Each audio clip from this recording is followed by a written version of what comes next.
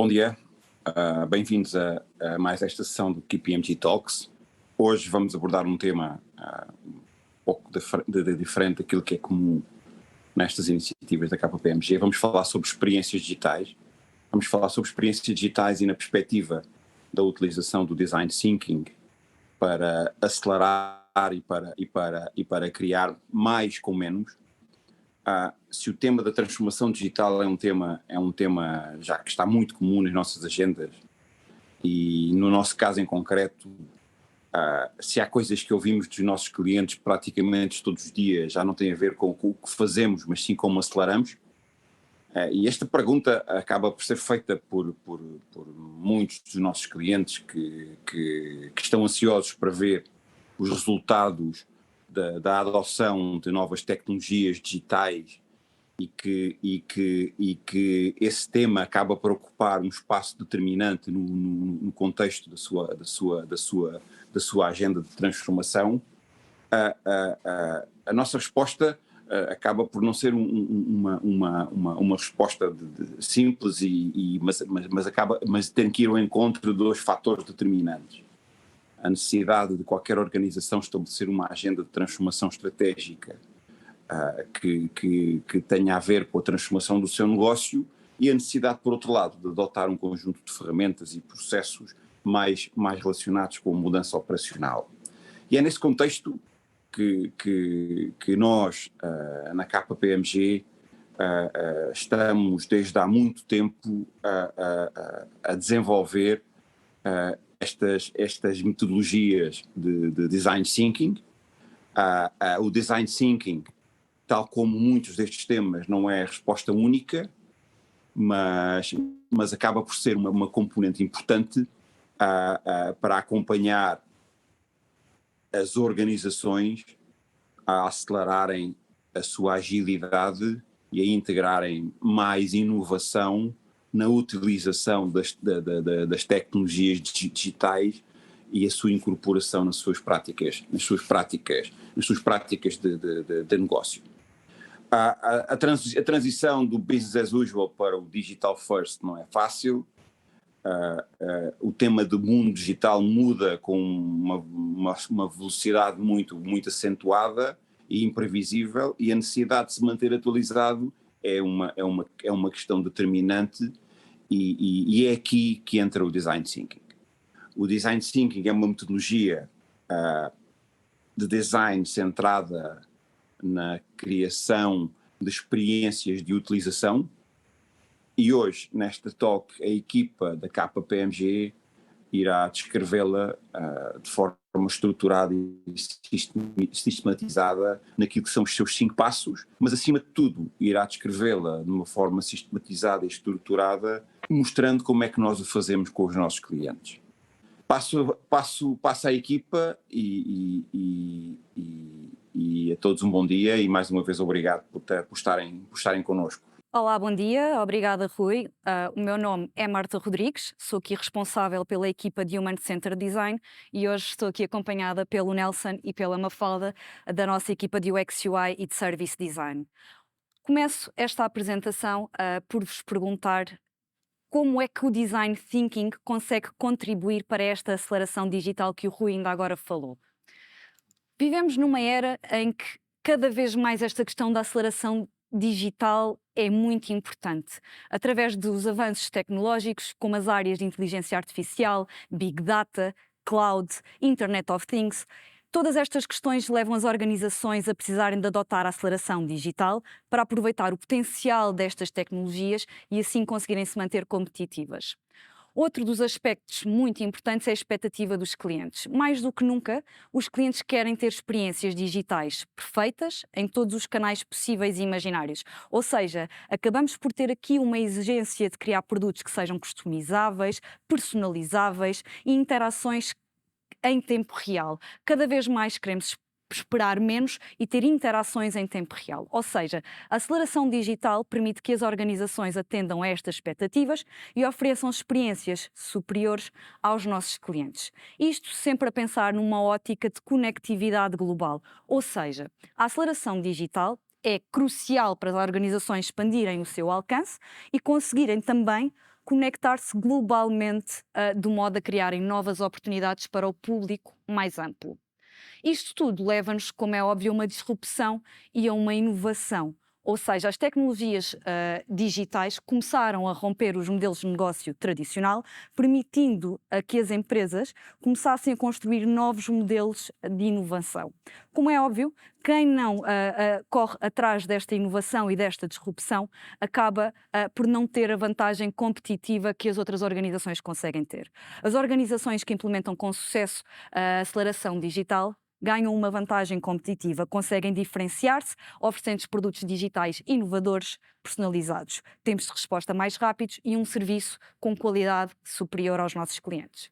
Isto tudo acaba também por nos levar a uma otimização de custos, uma vez que, através da automatização de processos, a sua simplificação de operações e eliminação de fluxos de trabalho manuais e em papel acabam por ser deixados a segundo plano e acabamos por ter uma experiência digital superior. Estes serviços baseados, por exemplo, nas clouds, oferecem também alternativas económicas e uma infraestrutura maior. Toda esta capacidade acaba então por nos levar a uma agilidade e adaptabilidade. Ou seja, o panorama empresarial está em constante mudança e as organizações precisam de ser cada vez mais ágeis e adaptáveis para sobreviver e conseguirem prosperar. A aceleração digital permite que estas organizações consigam responder rapidamente a mudanças de mercado, que adoptem novas tecnologias, experimentem ideias inovadoras e repitam os seus produtos e serviços. Ou seja, a aceleração digital acaba por ser crucial no ambiente empresarial, para todas as empresas conseguirem ser competitivas e conseguirem também satisfazer as expectativas dos seus clientes, impulsionando a inovação, otimizando as operações e capitalizar também ao mesmo tempo oportunidades apresentadas por estes avanços tecnológicos. Trata-se então de um imperativo estratégico para as organizações de todas as indústrias e setores. Por isso, se acabarmos por nos focar nesta capacidade de agilidade e adaptabilidade, conseguimos pensar que as tecnologias trouxeram bastantes coisas positivas, ou seja, permitiram-nos ter acesso a experiências, produtos digitais, e claro que isto tudo acaba por nos conduzir a muitos avanços nas nossas vidas, mas também nos trouxe aqui alguns desafios. Temos de ter cada vez mais experiências flexíveis, inovadoras, conseguir tirar o máximo produto de todos os recursos. E para isso a presença digital de uma empresa é atualmente uma realidade indispensável e torna-se muito importante apostar então numa personalidade forte e acima de tudo com qualidade. O aumento do e-commerce, das redes sociais, os produtos digitais, tudo isto são uma parte essencial do dia-a-dia das pessoas e por isso temos que tirar parte de todas estas pequenas coisas, representando então uma parte determinante na interação das marcas com os seus utilizadores. E devemos estar presentes neles, porque com a democratização da presença online surge também a necessidade de sermos cada vez mais competitivos. Atualmente as marcas competem pela atenção dos utilizadores, querem fazer a diferença e a internet está repleta de produtos e de conteúdos. E aqueles que não conseguem oferecer uma experiência que cumpra as expectativas correm o risco de perder a atenção dos mesmos. Ou seja, isto tudo leva-nos a que seja necessário estar online de uma forma genuína e de forma a acrescentar valor aos nossos utilizadores.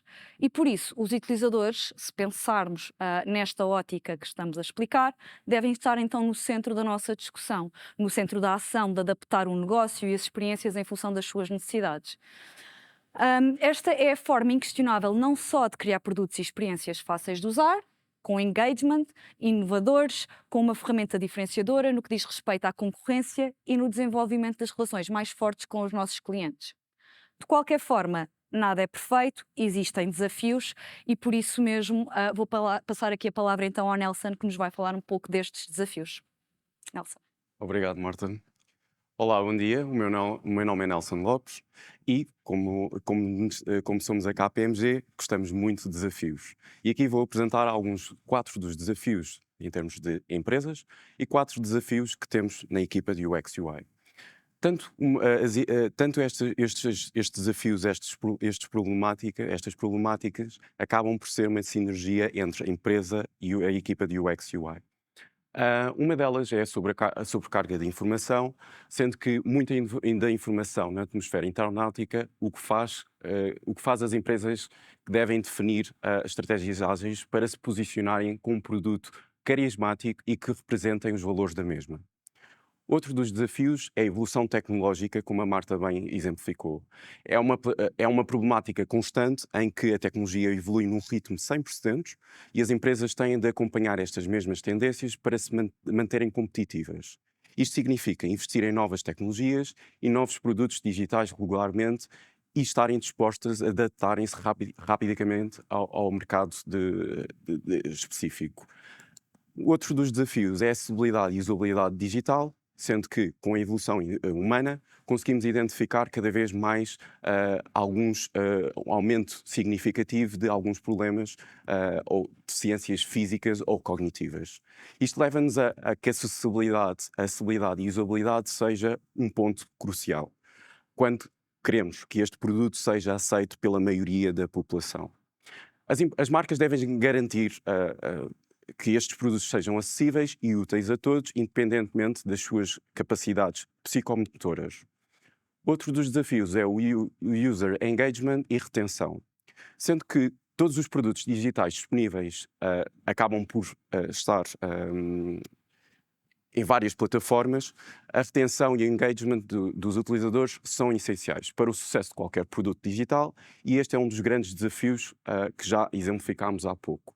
Isto só é alcançado apostando na user experience, ou seja, na experiência do utilizador, para oferecer um produto digital eficiente e com valor. Falta de personalidade. Este é um dos grandes desafios de UX UI. Hoje, com os produtos digitais, conseguimos identificar que muitos deles são muito idênticos ou quase iguais. Também vemos algumas tendências que são, obviamente, tendências que são aceitas muitas das vezes pelo consumidor, mas muitas das vezes acabam por comprometer a criatividade. Resultando assim experiências e produtos muito semelhantes e que acabam por não refletir a identidade da marca ou os valores das mesmas para os utilizadores finais. Falta de coerência. A transformação digital dos negócios tipicamente é feita ao longo do tempo, priorizando certos meios e adicionando outros, à medida que as necessidades surgem, muitas das vezes sem plano. Falta de tempo.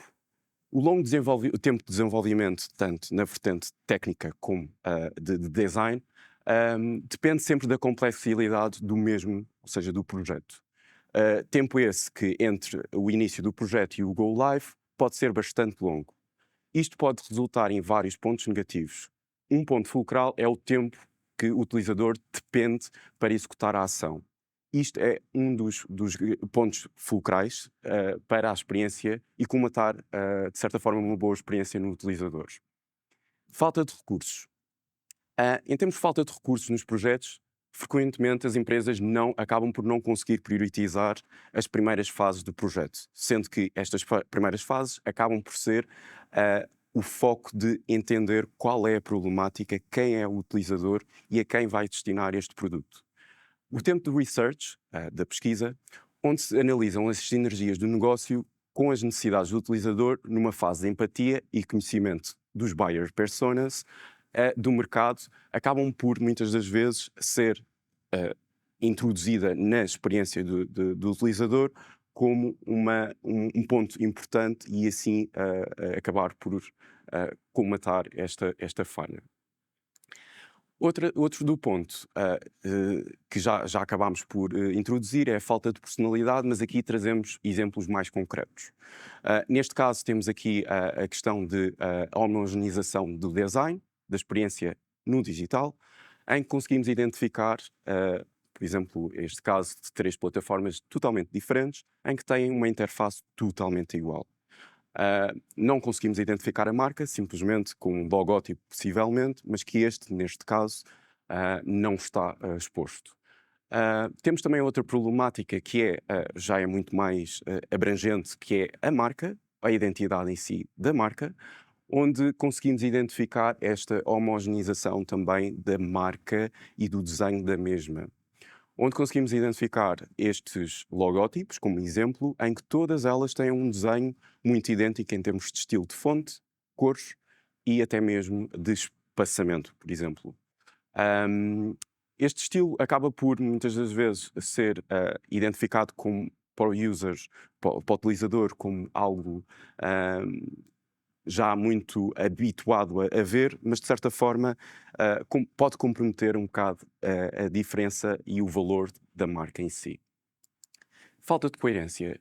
Isto, com a evolução da experiência na internautica, conseguimos identificar que muitas das vezes os produtos são executados de uma forma fugaz e muitas das vezes acabam por adaptar certos canais, ou seja, um desenvolvimento de um site a inicial a passar para uma aplicação, ou seja, a empresa identificar que consegue ou tem a necessidade de ter uma aplicação. E muitas das vezes acabam por fazê-lo a posteriori. Temos aqui um exemplo de um website que é o mesmo, em que está presente tanto em registro desktop, ou seja, o website, e também numa app mobile.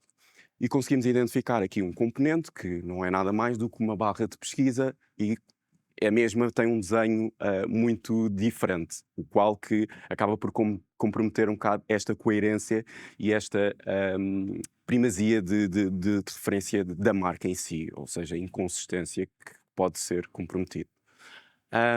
Depois também temos uma questão que também é muito relevante e que acaba por passar um pouco despercebido, que é o tom de voz. O tom de voz também acaba por estar representada num contexto de escrito, ou seja, quando estamos num site e conseguimos identificar qual é a presença da voz da marca. Ou seja, nesta mesma plataforma conseguimos identificar que temos uma ação onde eu quero entrar e tenho duas terminologias, tal como inscrever ou entrar. Sendo que isso, obviamente, que é um sinónimo, mas muitas das vezes acaba por comprometer o entendimento das pessoas. Se fosse tudo inscrever ou aceder, possivelmente eu iria identificar tanto no website como na app que seria a mesma ação. Muitos destes componentes acabam por estar inconsistentes e como é que pode ser comatado? Não sei se já ouviram falar do Design System, é das ferramentas que o UX UI acaba por aplicar, onde conseguimos, de uma forma muito focada, definir as fundações e as regras da experiência através de um pequeno componente e assim escalar para os vários, nas várias plataformas, ou seja, tanto em um website ou outras presenças de aplicação ou assim consequente. A falta de tempo. A falta de tempo é uma questão que acaba por ser transversal, o tempo corre, e para atingir objetivos, muitas das vezes muito ambiciosos, que são definidos tanto por nós ou mesmo pelas várias empresas, a experiência do utilizador nós tentamos sempre, consideramos que não podemos falhar. E para isso, muitas das vezes, com este desenvolvimento que pode ser muito antecipado, acabamos por não identificar alguns pontos que possam ser fulcrais. Como, por exemplo, este exemplo mais específico de eu estar num elevador e este elevador ter 100 pisos e estes 100 pisos estarem de uma forma não muito estratégica colocados e eu não conseguir identificar que eu quero ir para um 13º piso, eu não consigo identificar, como podem ver nesta imagem, onde é que está o 13º piso. Se eu estiver numa urgência, a minha primeira sensação vai ser frustração, ou seja, de ver 100 teclas e onde é que eu vou colocar. Isto, obviamente, que pode ser colocado, pode ser, de certa forma, reformulado com possivelmente, uma identificação mais clara dos vários tipos de pisos. Um exemplo mais também prático na vertente digital é simplesmente eu querer comprar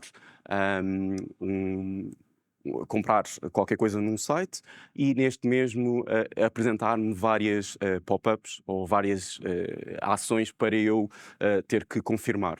Isto é um dos exemplos possíveis de frustrações que o user pode ter. A falta de tempo de desenvolvimento e do design. Isto é também, como já tinha introduzido, um dos temas que também acaba por, muitas das vezes, ser muito desafiante, porque, como tudo, nós queremos sempre as coisas executadas da forma mais rápida e mais eficiente, com o maior valor possível.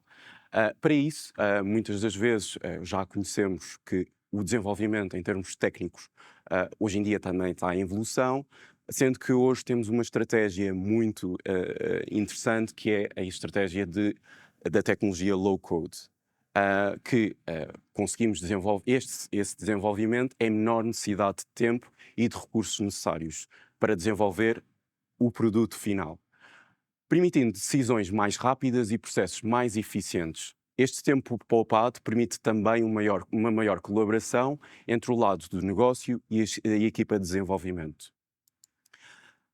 Uma das adversidades do mundo da implementação e da inovação é a falta de recursos, sem sombra de dúvida. Cada vez mais há mais experiências, ou experiência que seja classificada como as melhores, mas nem sempre isso acaba por acontecer.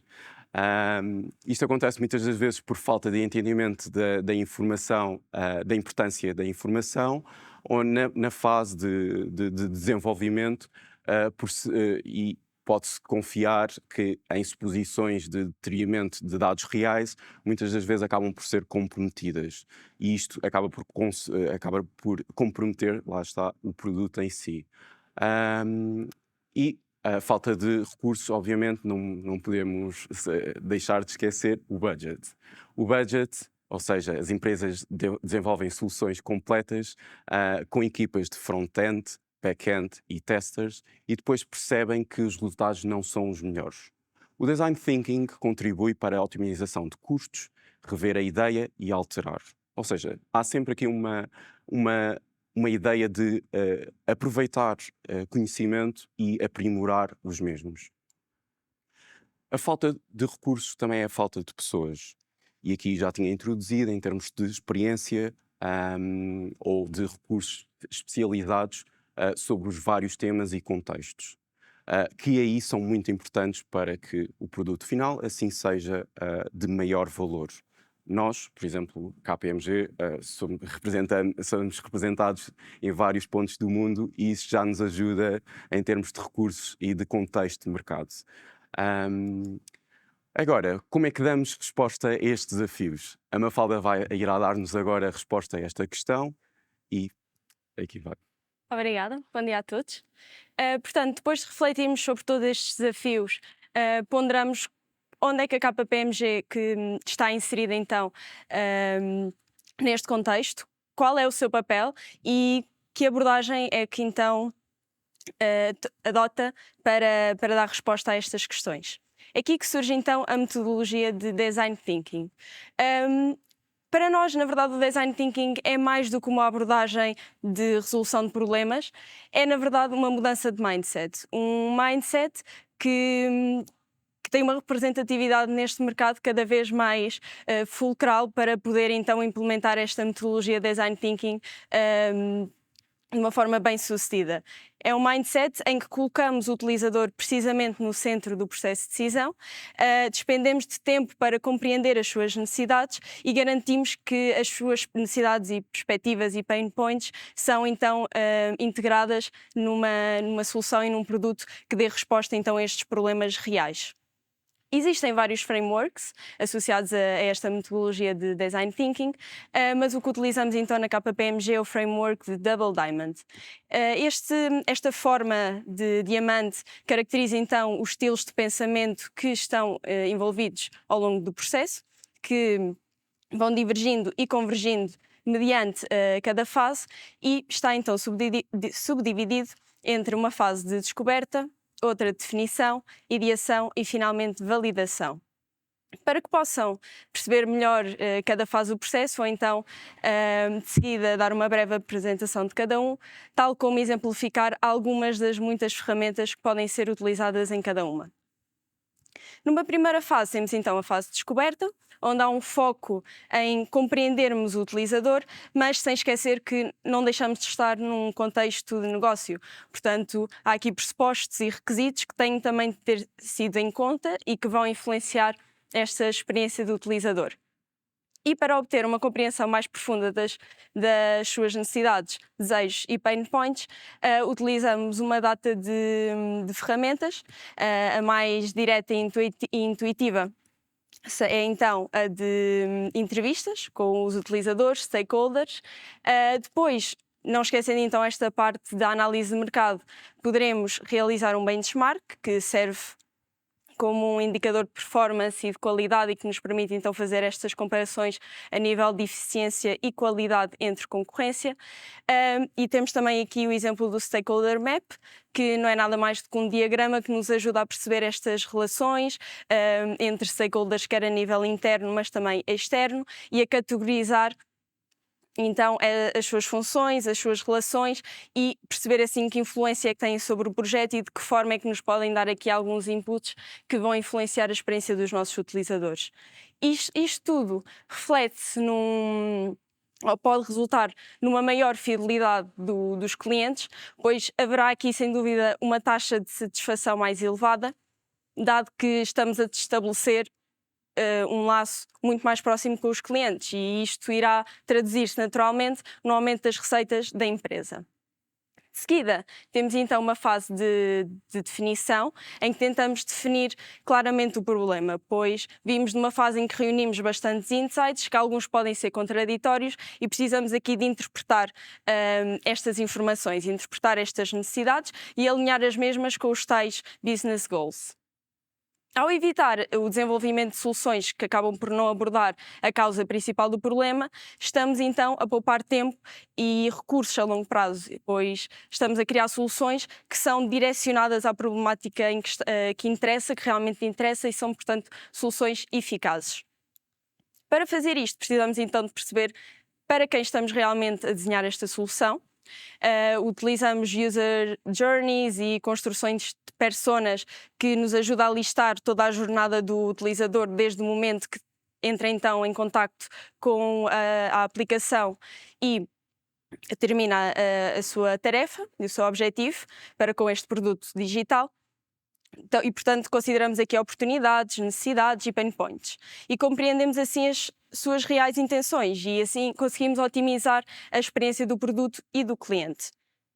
Depois temos também o desenho de cenários de utilização, através de storyboarding, que são nada mais do que técnicas de planeamento visual e que pretendem representar diferentes tipos de utilizadores hipotéticos e prever também determinados comportamentos.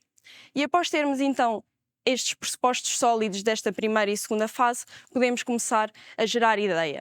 É aqui que tentamos fundir todo o conhecimento então que foi recolhido até agora e começamos a esboçar a experiência que deve ser criada através do wireframes e mais tarde transformada em ecrãs de high fidelity, já com cores e estilos, de forma a criar então o nosso Style Guide, que estará em conjunto com todas as regras e padrões que deverão ser aplicados na restante plataforma. Aqui a colaboração é um componente essencial, é aqui que permitimos aos membros da equipa também partilharem ideias e colocarem soluções inovadoras e inclusivas. Enquanto tivermos então as nossas ideias delineadas, precisamos de criar um protótipo e testá-lo junto dos utilizadores. É aqui que temos uma maior visibilidade então da nossa solução final. E é importante realçar que esta estrutura não é linear, que há aqui um foco na interação e queremos que o segredo aqui é abraçar a ambiguidade, a incerteza e ter aqui uma visão holística que nos permita pegar nestas incertezas e transformá-las em oportunidades, em soluções. E, portanto, este é o nosso objetivo com o Design Thinking, é criar as soluções que satisfaçam verdadeiramente as necessidades dos utilizadores. No entanto, não nos deixamos ficar por aqui. Enquanto equipa de UX UI, não queremos apenas identificar estes problemas e identificar estas oportunidades de melhoria, mas queremos sim também garantir que todas estas boas práticas são aplicadas de uma forma eficiente do início ao fim dos nossos projetos. E é, portanto, através de uma de uma metodologia a que chamamos Efficiency by Design, que a nossa equipa faz parte desde o momento zero da discussão entre o cliente e os Business Analytics até à passagem para a equipa de desenvolvimento. E é ao estar integrado nestes momentos fulcrais do projeto, ao manter a monitorização do produto do início ao fim da sua implementação, que isto nos permite então ter aqui uma data de aceleradores que nos distinguem de facto no meio desta aceleração digital.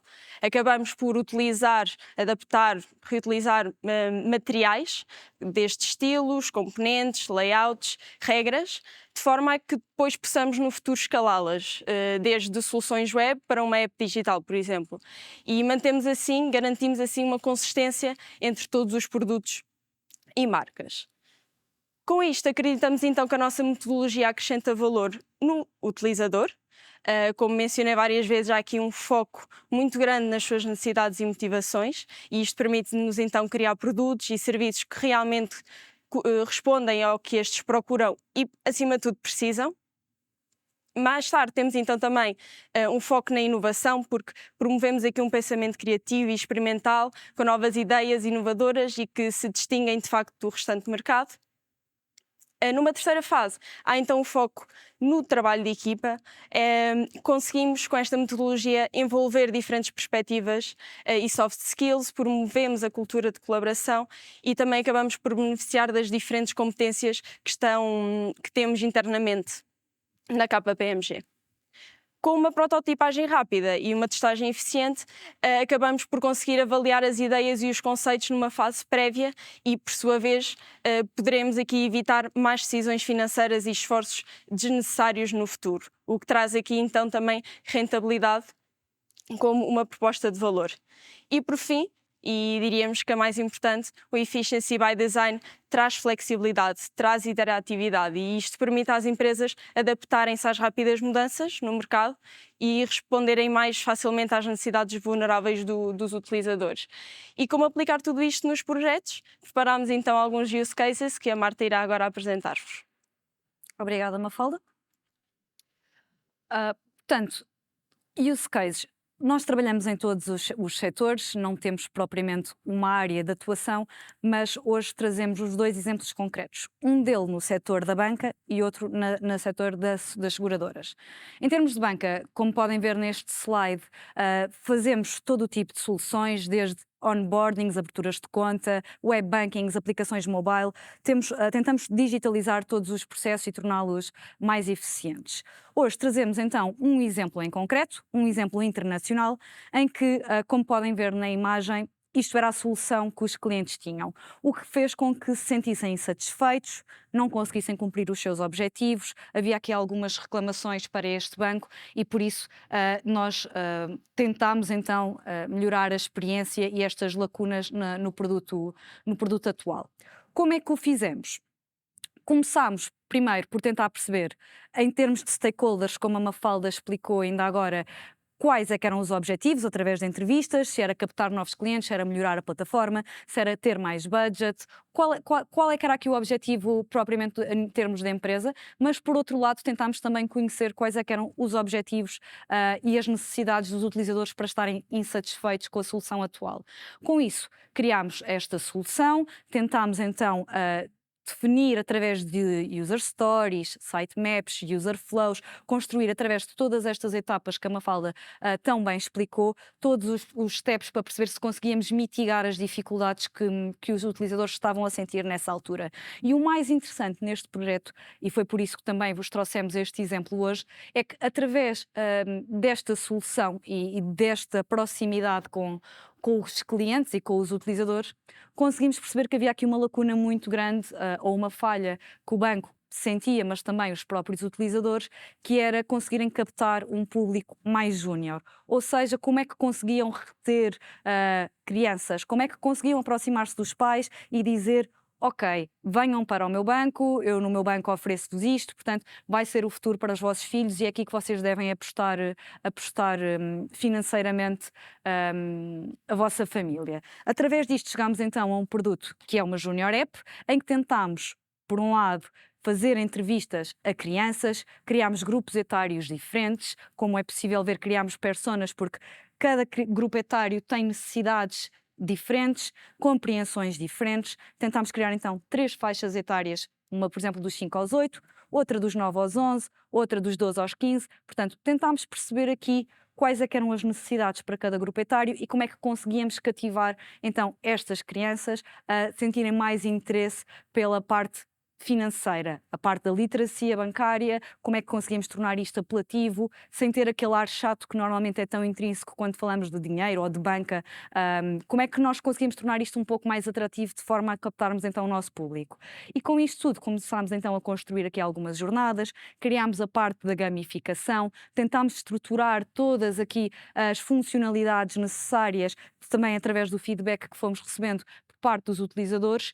E há aqui um aspecto muito importante, que é como é que nós conseguimos falar com estes utilizadores. Este projeto, como ainda disse agora, é um projeto internacional. Tínhamos uma língua diferente. Aqui estamos a falar em que era necessário falar grego, por exemplo, e eu, infelizmente, acho que o Nelson e a Mafalda não falamos grego.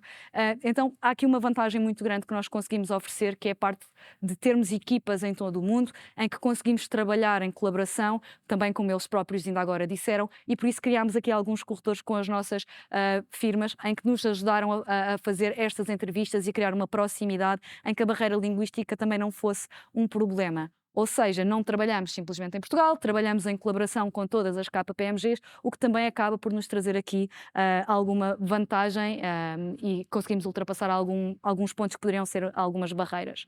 Passando esta parte, tentamos então estruturar todas as funcionalidades, criámos os user flows, criámos a parte das customer journeys, fizemos as user stories, definimos os requisitos e acabamos então por chegar à nossa solução. Primeiro com wireframes, tentámos perceber se a solução fazia sentido ou não e depois então começámos a desenhá-la já com a parte da iFidelity e mockups, em que foi desenhado o design system, definimos todas as regras e o que acabamos também por fazer, de forma a poupar aqui alguns custos de implementação, foi tentar validar novamente isto tudo com o nosso público-alvo, que são as crianças.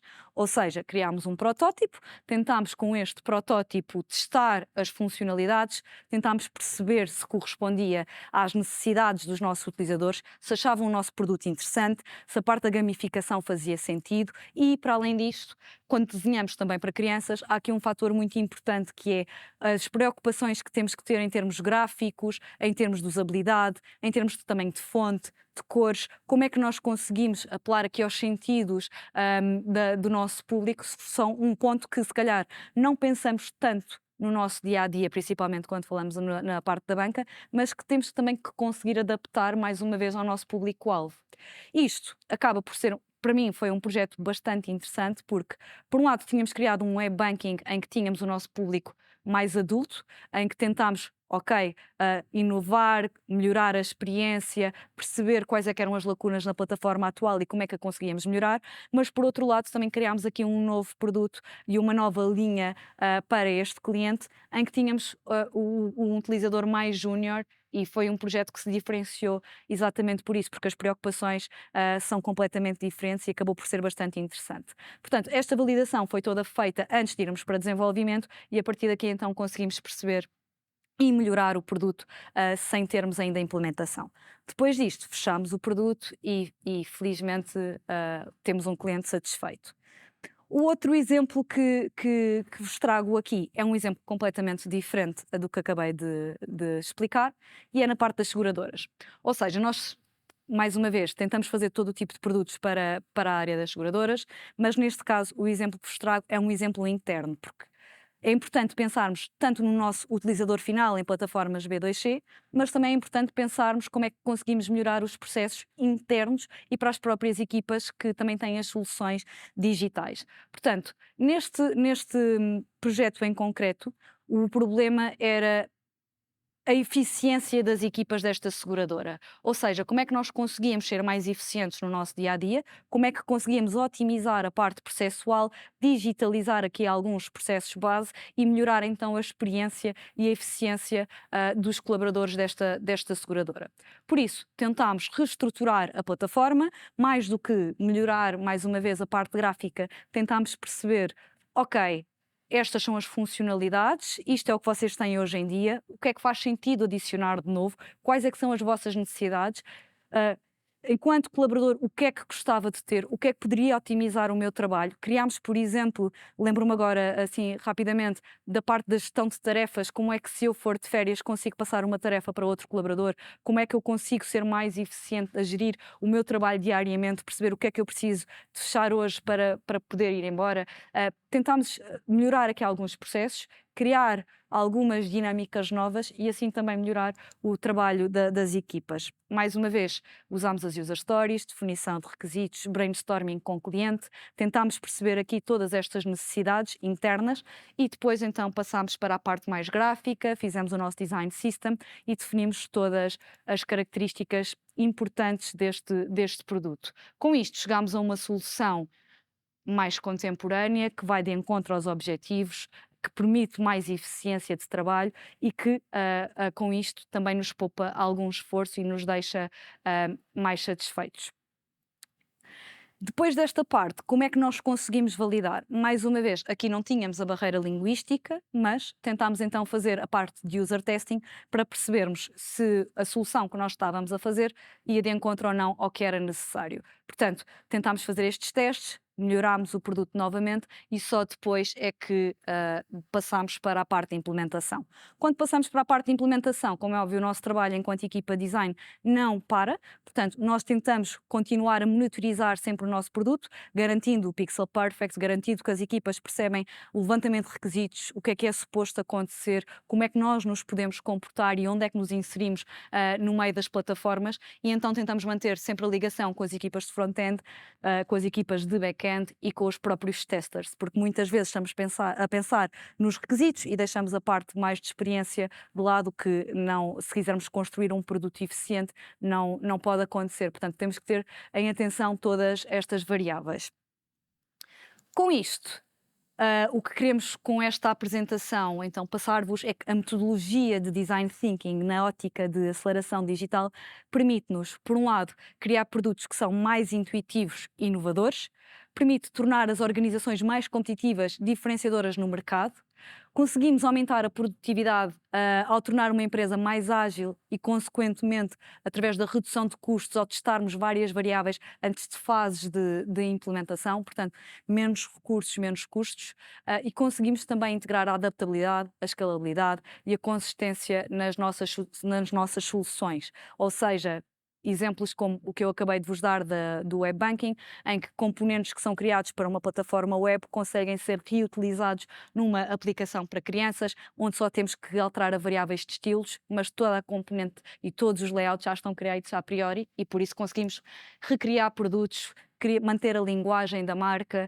e criar uma unificação que é bastante importante nos dias de hoje. Mantendo então a parte da personalidade, que também o Nelson falou, evitando as questões de tempo, evitando aqui a parte de sermos iguais em termos de mercado aos nossos concorrentes e conseguindo então assim esta parte da aceleração digital, de fazer a diferença e de, com isto, conseguirmos também manter o engagement dos nossos utilizadores. Obrigada a todos, deixo os nossos contactos e é tudo.